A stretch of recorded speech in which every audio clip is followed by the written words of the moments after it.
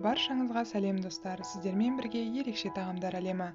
Достар, бүгін сіздерге оңай жасалатын тауық етінен ең дәмді люля кебаптың рецептісін ұсынатын боламын. Барлық ингредиенттер төменде көрсетілген. Жасалуында ешқандай қиындық жоқ. Ендеше бастайық.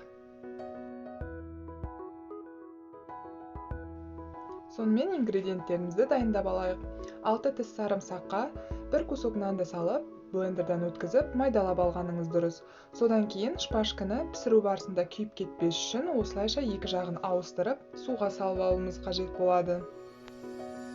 Люля кебабымыз сондай сочный болып шығу үшін пияздың маңыздылығы жоғары.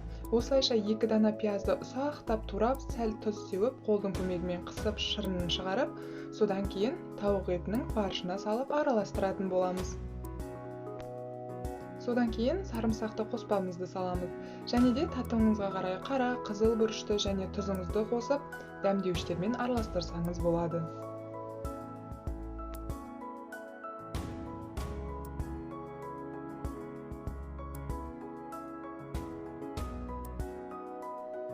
Барлығын жақсылап араластырғаннан кейін бір ас қасық картоп крахмалын қосып және араластырамыз.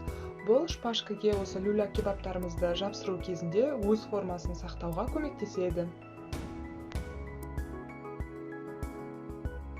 Егер де сіздің фаршыңыз құрғақтау болатын болса, сочный ылғалды болып шығу үшін қосымша осылайша 2 ас қасық сұйық майды қосып араластырсаңыз, тіпті керемет дәммен өте керемет болып піседі. Мінекей кебабымыздың фаршы дайын болды. Енді осылайша видеода көрсетілгендей шпажкамызға бекітіп, пергамент қағазының үстіне салып барлығын дайындап алатын боламыз.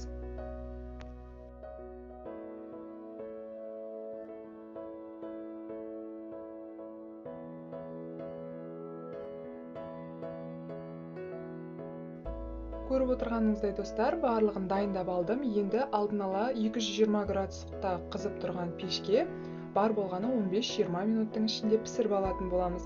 Егер де беткі жағы қызармаса, аударып және 5 минут қойып алсаңыз болады. Сол кезде ең дәмді сочный осындай люля кебабыңыз дайын болады.